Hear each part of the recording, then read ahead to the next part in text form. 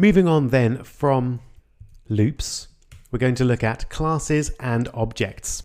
Swift is what's known as an object-oriented language, which means it's built around classes and objects. So it's important to understand what they are and how they work. And the idea is actually pretty simple. I think it's best explained through computer games. So let's say we've got a computer game that has some ghost characters in it, and we need to be able to create several ghosts and destroy them as the player kills them, if you can indeed kill a ghost. So then the class becomes the general description of the ghost, and the object is a particular instance or example of it. All right, let's see what I mean. So I can create a class, just two S's, called Ghost, and the convention for classes is that they begin with a capital G. Unlike variables or arrays, we begin classes with a capital letter. So when I create my class Ghost, inside this class I can create various variables and functions. Although a function in a class is normally known as a method. So methods and functions are pretty much exactly the same thing, but we usually will use the word method when we're working in an object-oriented language. So this ghost might have various attributes.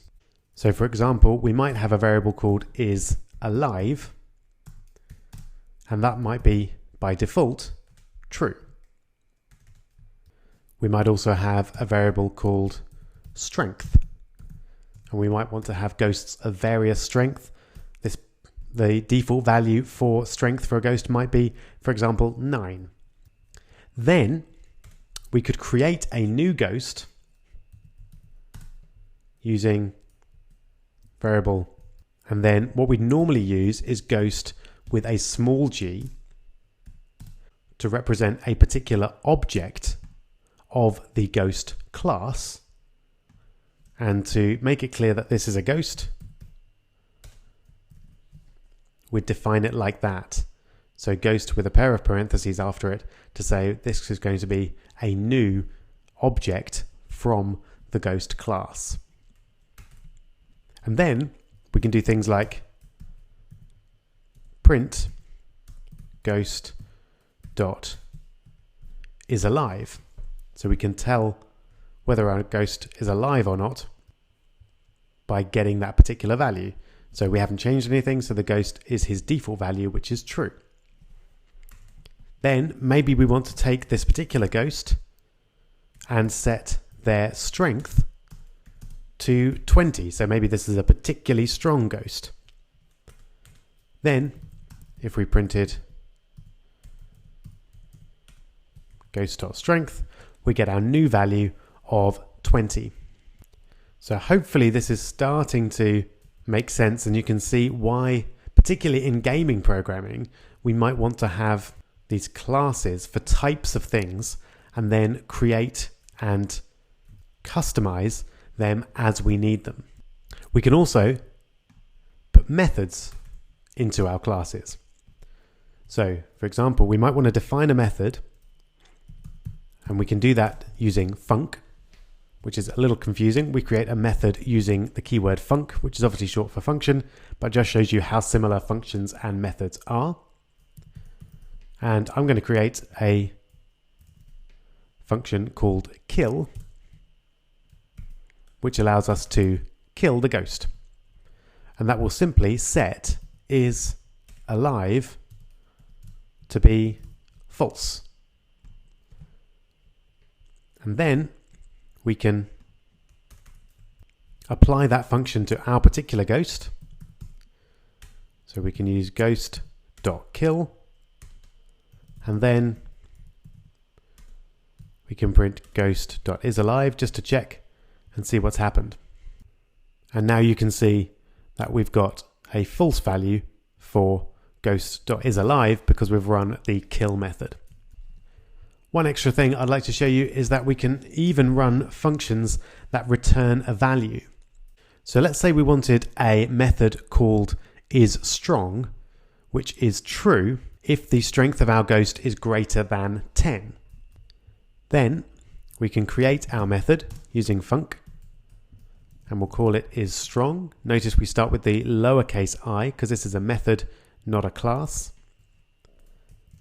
And then pair of parentheses. And this time we're going to use an arrow created by a dash and a greater than sign and bool. And that symbolizes that this method is going to return a Boolean. So all it does is check to see if strength is greater than 10, return true,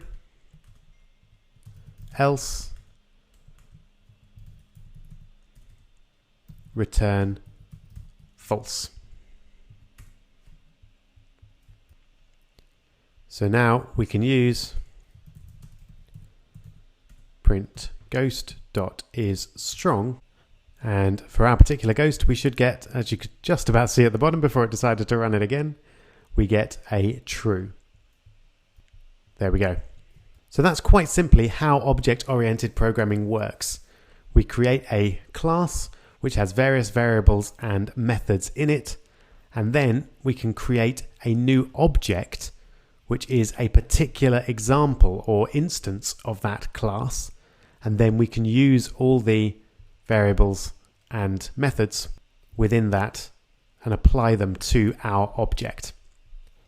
Now it might look like we could do this a lot easier without using classes, and at this scale that's true, yes we could, but when you're writing big programs or indeed a large code base that is maintained by lots of people, it's much easier if it's organized in this way and we can clearly see what's going on with each of the lines of code. So it will make your code much more maintainable and give it a much better structure if you use classes and objects. All right, so we're nearly at the end of this section now. There is one more thing I want to show you, and this is a topic that comes up a lot in Swift development, and that is the topic of optionals. And we're going to master that in the next video.